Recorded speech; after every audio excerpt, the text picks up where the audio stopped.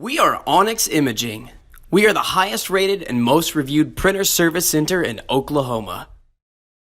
Hey there YouTubers, it's your girl Brett over here at Onyx. Today I'm going to show you how to change your drum on an HP MFP M-130 printer. So first thing, you want to lift this up and then you want to open this part.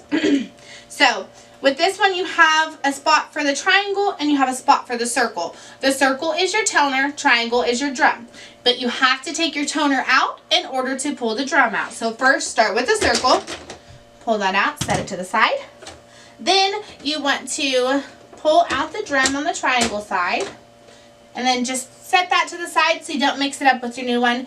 Go ahead, unbox your new one, and then you can stick it in. This printer takes a 19A as the drum.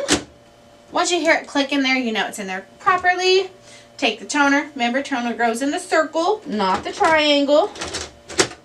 And once you hear that one click, you know it's in there. If you're in need of any supplies or quotes, give your girl Brett a call. Have a great day. Thank you for watching. If you're interested in how you can receive free labor on all of your service calls, as well as how to qualify for free printer upgrades, contact us today. We are here for all of your printer and office supply needs.